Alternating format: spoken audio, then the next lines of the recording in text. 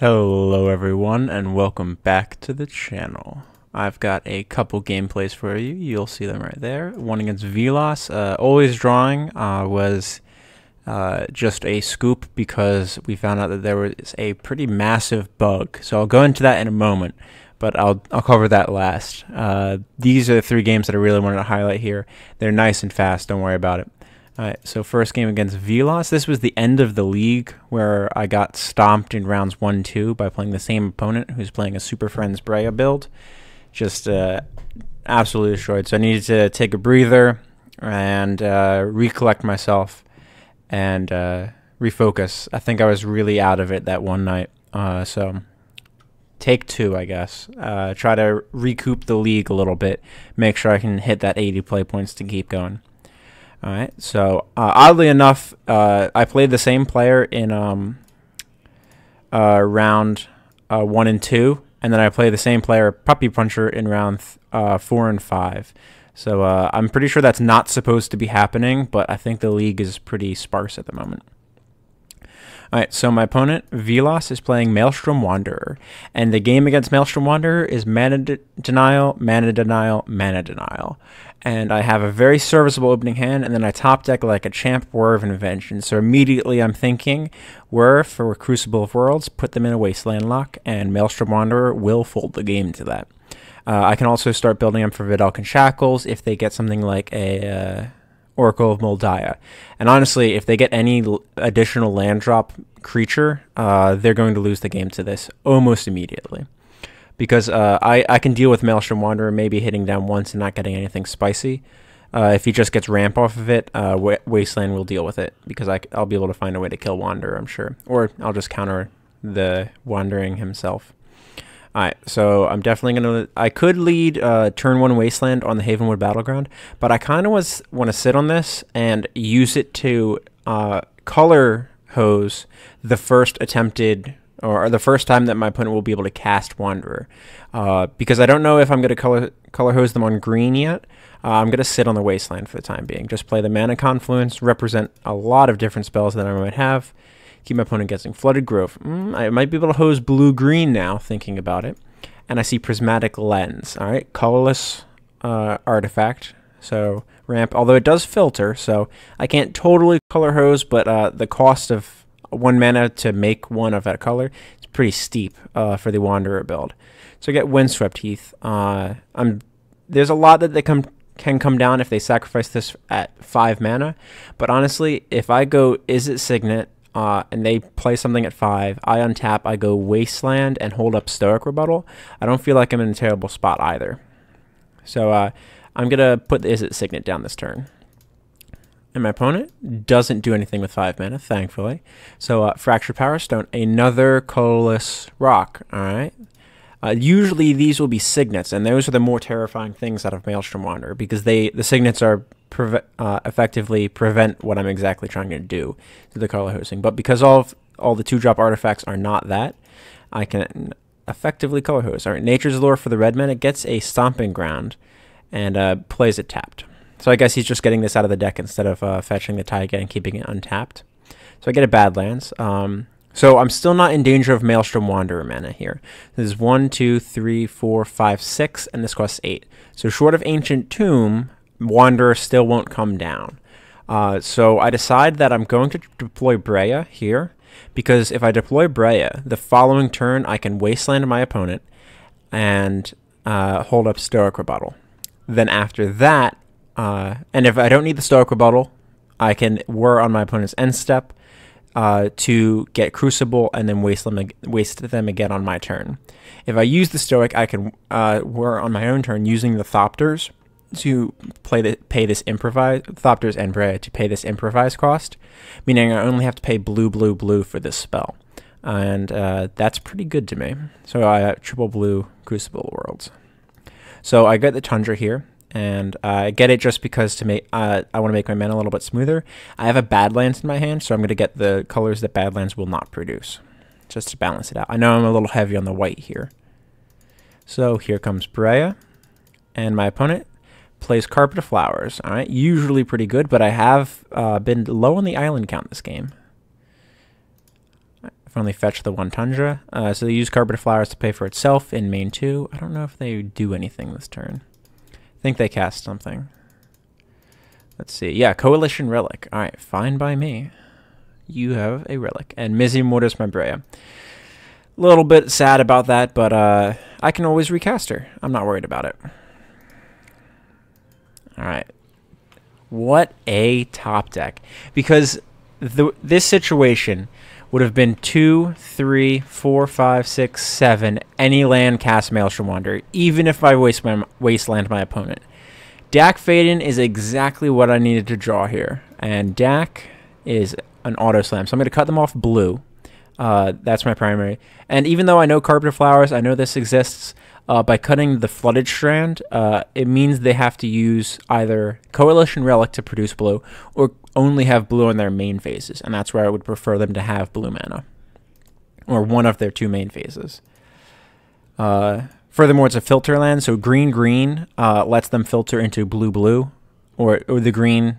This can produce additional blue, so I'm effectively cutting 2 blue for the price of 1, and I'm happy with that. Dak, they wisely did not F6 or charge this just so they could F6 my turn, and they're going to bolt Dak away. That's all right. I got your Coalition Relic, man. Fine by me. Get a little damage. Carpet of Flowers gets a blue mana. Casts a Scroll Rack, and plays a Flooded Strand. So they would have had Maelstrom Wanderer that turn if I did not draw that deck. What a top deck. I definitely wasn't expecting Carpet of Flowers into Coalition Relic. Very cool sequence of plays. Alright, but it's my turn. So you'll see how I tap here. So I make sure I have enough mana first. I can keep Coalition Relic up to either fade a reactionary spell or charge it on my opponent's turn. And I have exactly enough. The 1 damage isn't as relevant as getting an extra mana next turn, because the extra mana next turn allows me to use 1, 2, 3, 4, 5, 6 to recast Breya and still use Wasteland from the graveyard. So I definitely want to have this Coalition Relic open. Crucible, Wasteland, they're double mana, and with that, my opponent scoops the game. Scoops right here. And let's see. Where are you? Yep, Velos has conceded. Usually shows up right there. Interesting. Alright, so the Wasteland lock was too much for the Maelstrom Wanderer deck. And at this point, I've got my opponent to 4 mana. On my turn, I have Breya, and then another Wasteland, taking out the Stomping Ground, putting my opponent to 3 mana if they don't top deck land here. Scroll Rack's doing absolutely nothing for them. They can exchange top 1 card for 1 card. And if they fetch the 1 card away, I then have another Wasteland target.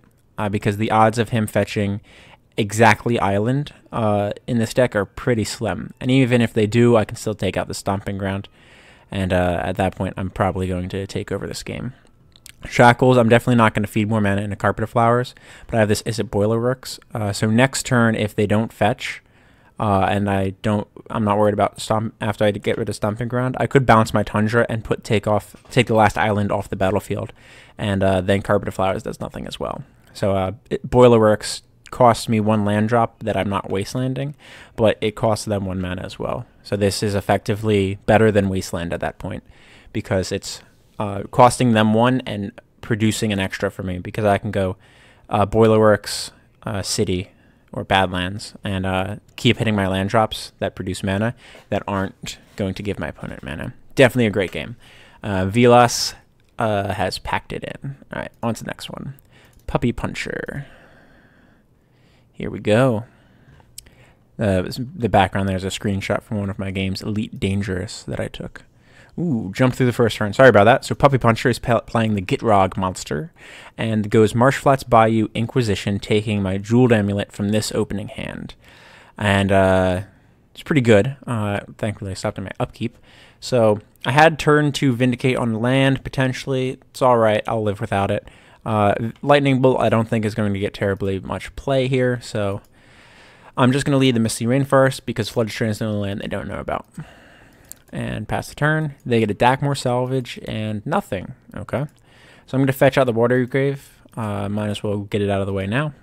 Get a Chrome Mox. So I give this turn some thought. You'll probably see about 30 seconds jump off. And I decide I'm going to try to Vindicate this green source.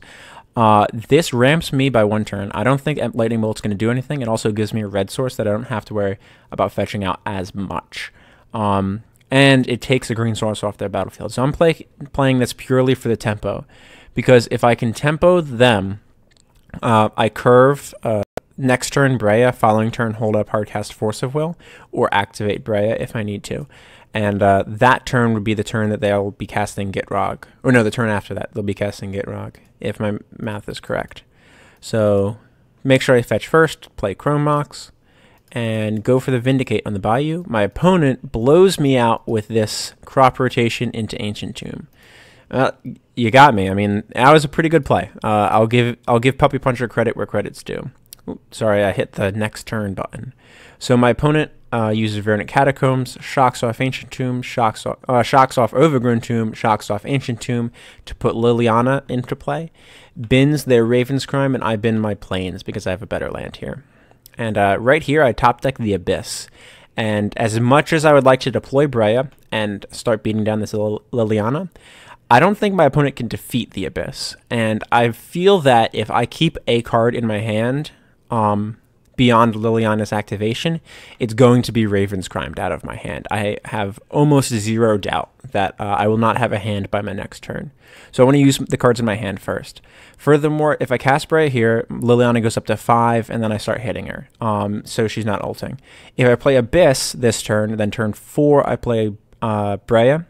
Then on my opponent's turn 5, he puts Liliana up to 6. She's still not ultimating before Breya can get an activation in against her. So Liliana is not in danger of getting an ultimate against me. And I feel like the Abyss is too strong of a card in this situation. The Gitrog plays very few creatures because it's a mostly land-based deck. And the creatures that it does play are the ones that let it get ahead of me, like Oracle of Moldiah, where he gets extra draws off the top of his deck. So I'm going to slam the Abyss here, except that Force of Will be lost to the Liliana. He loses Bojuka Bog, but he doesn't play a land this turn, which boggles my mind.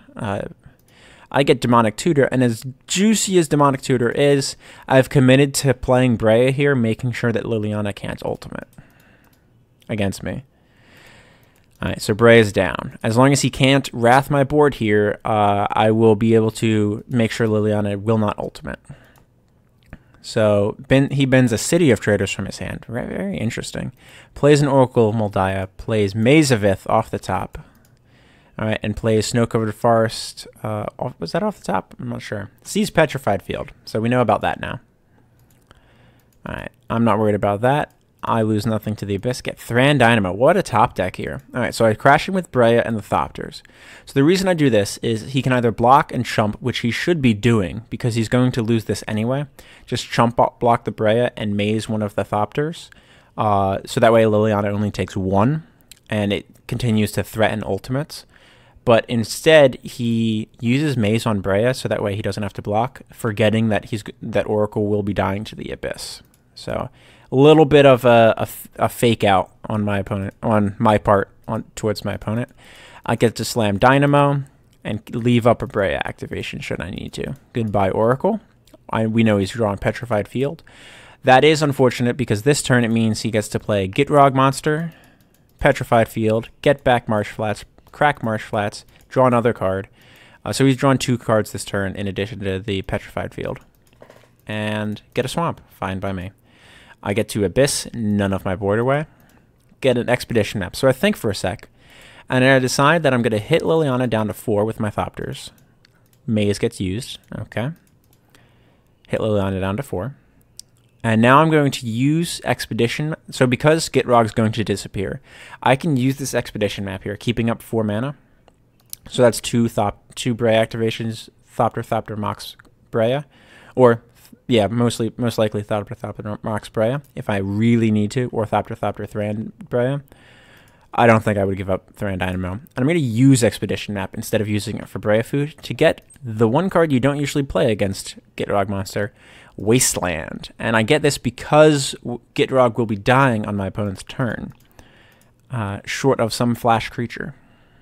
Now, if I was my opponent, when I use Petrified Field, I definitely would have gotten the Verdant Catacombs. So that way, at the end of my turn, I I would have been able to fetch for Dryad Arbor to attempt to feed the Abyss, making Breya have to target Dryad Arbor with some effect before the Abyss goes on the stack. But unfortunately, my opponent doesn't make that line. Whether they're playing the Dryad Arbor or not is very relevant. Gitrog dies, and the way this works is Abyss happens first because its active player is Puppy Puncher, so all of his abilities get put on the stack. And then non-active player is me, so all of my abilities are then put on the stack. So the Gitrog dies. So he can't even sacrifice a land to draw a card. And now he chooses not to sack, naturally. And in his draw step, I'm going to destroy the Ancient Tomb. And with Ancient Tomb gone, the mana completely under wraps, Liliana taken significantly away from Ultimate, my opponent concedes the game. Alright, on to the next one real quick. Puppy Puncher, again, round 5 of my league. Alright, it's the same commanders.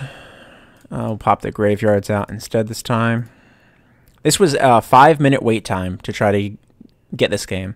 So I have turn 1 Spell Snare. If I need to, I play Misty Rainforest because Floodstrand and Arid Mesa are both their colors in the deck. Misty is going to have to get an island of some sort, so I play that first. Jeweled Amulet, so I can go turn 2 Shackles. Most likely not going to do that. I'll more likely play on for turn 3 Abyss, and it's why I kept this hand. Turn 3 Abyss seemed to win the game against Gitrog Monster. And that's what I had last game as well. Crow Mox, I'm glad I have this Spell Snare. What do you got? And my opponent has Sylvan Scrying. Alright, it's not Sylvan Library, but I'm definitely not going to let them have this. I'm going to take the tempo play because I have the card that will most likely win the game.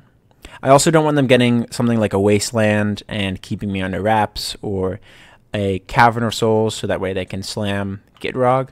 I'll talk about Cavern of Souls in a second, the other game that I'm going to show. But there's a lot of things this gets that I just don't want to happen. So I'm going to make sure it doesn't. I get Crucible. Alright, so I'm definitely planning on charging here. Play Flooded Strand out. My opponent goes Courser Crufix. Fine, it's going to die on your next turn. Gets Traverse the Ulvenwald. Traverse the Ulvenwald on top. I pick up Bob. Not that I care. I charge this for black. Just to make sure that I guarantee I have black. Fetch out Tundra and Volk. Now I'm going to purposely build up my island count because I do have the Shackles. Shackles is the only way that this Dark Confidant survives, is if I can play Shackles and then activate Shackles the following turn, the same turn that I play Bob, so that way I can feed their creature to the Abyss and I get a Bob trigger. It's the only way that I can get any value out of Bob with the Abyss in play. This will get me enough value, though, I think, to win the game. Courser dies, and my opponent scoops the game. And definitely going to be one more of those games. I was able to, on my next turn, I would be able to play Crucible of Worlds off these 3, replay Flooded Strand most likely, and get a Scrubland, charge Jeweled Amulet, untap, play Breya, not even having to use the Jeweled Amulet. Maybe I'd get Arid Mesa. I don't know. I'd probably get a blue source so I can charge this with blue. But maybe probably Flooded Strand and get basic island and charge this up, so that way I can play Breya on my turn, have 1, 2, 3, 4 island, replay, and I would have Breya activation open, sacrificing this Jeweled Amulet eventually. So very clear and concise game. The Abyss is an incredibly powerful Magic card. Definitely enjoy it. All right, those are the games. This is one final one that I want to show off. This is the Wydwen list that I've been tweaking, and I'll show you the full one in a moment. Close that collection. All right, we'll see the list in a sec. So I'm playing, this was just the practice lobby against Always Drawing. So I just want to jump through real quick. All right, so I see an opening hand, 1 land, get probe, saw stuff, doesn't matter. My opponent's playing Keranos. I miss a land, I get Bob. All right, I get Cavern. So now, this is Wydwen, Fairy Wizard, Dark Confidant, Human Wizard. So what do I name? I name Wizard. Black, blue, try to cast Bob. It doesn't let me cast Bob. I try it the other way. I click Bob first. It tells me to pay blue, black, or generic black. It doesn't let me do it. I play Cold Steel Heart. My opponent anticipates. I knew they had that. They destroy my Cold Steel Heart. I pick up Cyclonic Rift. I try to cast Bob. Still not letting me cast Bob. I tell my opponent I'm trying to cast Dark Confidant, and it's not letting me. I cycle, play a Swamp, Imperial Seal for Ancient Tomb, because Ancient Tomb allows me to next turn, because I'm assuming this is an issue with Bob. Maybe he's not reading as a wizard in Moto's code. So I Imperial Seal for an Ancient Tomb here, because that means next turn I'll be able to use Ancient Tomb, Swamp, Cavern to cast Breya with uncounterably, and have Dispel backup for whatever my opponent's going to do. Compulsive Research, I knew about that one. Pitches an Island I didn't know about. Play Ancient Tomb, pass turn. Their end turn, I try to cast Wydwen. You see me tapping mana, and doesn't let me do it. So my opponent concedes the game. It's a game that didn't matter anyway. But I think Cavern of Souls is bugged right now. I did submit a ticket. I don't know if it's the fact that I chose Wizard. I don't know if it's Wizards that are bugged or all of Cavern of Souls. But this is a hugely important card for multiple formats. So I fully expect them to have this fixed as soon as they possibly can. Hopefully, I know there was an update today. So maybe tomorrow. I don't know. This seems like a really big issue because legacy queues won't fire because won't fire as easily because people can't play their Eldrazi's. Same for Vintage. The people playing Eldrazi in Vintage. This is a very important card. Modern. I think this gets played in the Humans deck right now, but this is a massive card in multiple metas, including EDH. And it definitely needs to be working correctly and interpreting that Bob and Wydwen are wizards. I don't know if it's just wizards. I have not gotten to test this on anything else yet, but it's just a bug that I'm experiencing at the moment. Let me pop this up. All right, on to the Wydwen list. So this is what I'm working with right now. So once Cavern of Souls is fixed, Cavern of Souls, and once I get around to Chrome Mox, I will have Chrome. Oh no, not Chrome Mox. Mox Opal is the one that I'm missing because it is a hard artifact-heavy build. So let's see, 38 lands. It's 8 island, sorry. 3 swamp, and then a litany of duels and utility lands. Fast lands, check lands, cycle land. This was added over, I don't remember what it was. One of the other bad, not as good lands. Inventor's Fair because it's artifact heavy. A little bit of life goes a long way. Rainbow lands, fetch lands, Sunken Ruins, Sunken Hollow, just more fetchable targets. Underground Sea, Underground River, Thawing Glaciers because it's a controlled deck. Wasteland. All right. It's a straightforward blue-black mana base. I think this is basically where most blue-black control mana bases will be when they're optimized if you're not playing something like Tainted Pact. Ancestral Vision, Chrome Mox, Jeweled Amulet, Mox Diamond. Easy enough. I play a lot of lands. Mox Diamond should be fine. Git Probe, Misstep, Dispel, Tutor, Pierce, Duress, Seal, Thoughtseize, Vamp, Cage, Ivory Tower, Relic. And the reason I'm playing all 3 of them is I have a Trinket Mage package in here. So Trinket Mage can get mana of several different sorts. It can get Hate Piece against Burn, and Hate Piece against blue decks using the Eldrazi win. So that's why Grafdigger's Cage, Ivory Tower, and Relic make the cut. 2 drops. I've included Psych Rift here because unlike the Breya deck, there's permanent types that blue-black cannot answer. So you need a way to bounce them and be able to counter them on the way back down. Standstill because you're playing a draw-go game, and you can do everything during your opponent's end step. So even if you need to break a standstill, let's say their hand's at 7, you can cast Wydwen, maybe uncounterably, into a standstill, even if you need to get the pressure going, because they still get to draw 3, but they will have to discard 3 to hand size or discard 2 to hand size. It's not ever a good situation, even giving them a triple loot, but most of the time your opponent's forced to break standstill because Wydwen's tempo. Muddle, Bitter Blossom, it's another tempo card that you just auto win with if they can't deal with it. Bob, DT, Go for the Throat, Strix, it's good value. Demir Charm. Then we're playing all of the rocks that are good. Cold Steel Heart, Demir Signet, Sapphire Medallion, Talisman, Thought Vessel, And then we're playing a couple of equipments in this deck, sort of Feast and Famine, because we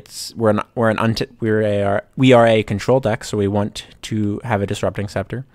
Umezewa's Jitte wins the creature control matchup, and it allows Wydwen to get out of range of burn. You always kind of want to sandbag 2 counters on here unless you absolutely have to kill creatures.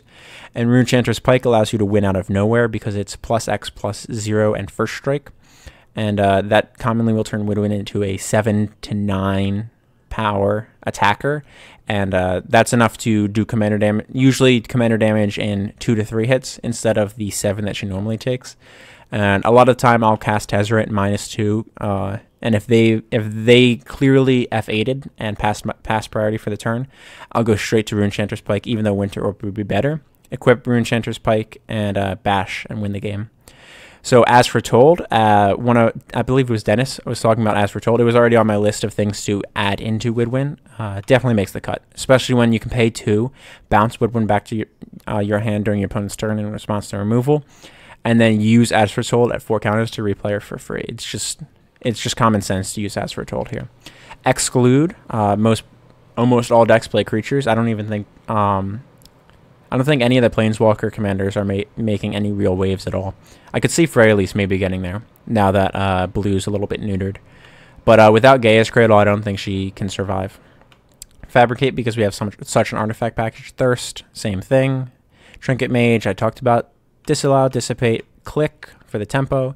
Deluge, Ashiok, because in the control matchup, you want something that they just have to deal with, and it's very hard for them to deal with. Exiling cards off the top of their deck is just good value. It keeps them from being able to use top of deck tutors that are sorcery speed, like Imperial Seal. And honestly, just removing access to cards for them is huge. The fact that it's a +2, she goes up to 5 immediately. And if you're in a matchup where they have few creatures, you can use the -X. Generally, you want to try to get up to that -10 for that Mind Twist. Identity Crisis. That's the name of that card. Exile cards from opponent's hands and graveyards. Very powerful effect. And not to be underestimated, even in blue-black. Crucible, Sword, I talked about, and Shackles. 4-drop, Foff, Mystical, Jace, Sower to get those Emrakuls, and Ancient Excavation is a card I'm testing out. It's draw cards equal to the number of cards in your hand, then discard a card for each drawn, or it basic land cycles. So I think it might be good enough. It's also instant speed.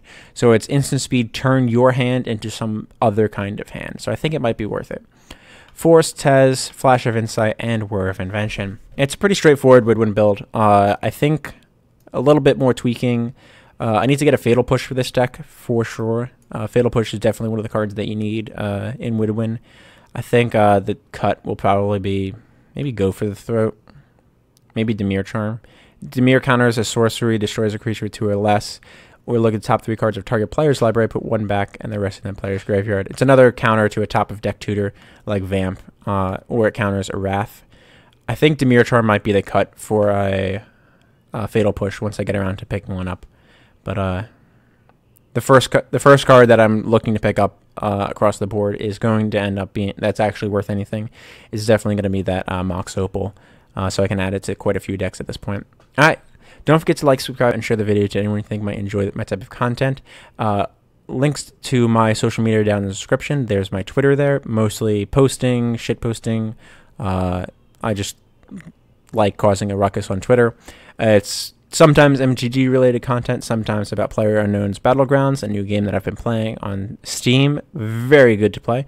If you want to get some games in with me on that, feel free to shoot me a message or leave a comment in my video with your username, and I'll add you on Steam. And what's the other one? Oh, some Overwatch content, just a bunch of games. That's all my Twitter is basically used for games and shit posting. So, and then also underneath is my Patreon. If you want to be a supporter of the channel, make a donation. You can either do a one-time donation, just help the channel out a little bit, or you can be a recurring supporter per video. I'm still working on the Patreon page, so I have some ideas for what type of rewards that some of you commented in other videos that you might like. If you have any other ideas, feel free to comment on this one. Let me know in the comments down below what misplays I made in this and how I can improve in my game. Don't forget, if I talked about the misplay, you can skip that one. Let me know the ones that I missed, guys. That's why I'm here. That's why I hope you're all here to try to get better at this game that we all love. Have a great one. See you in the next one.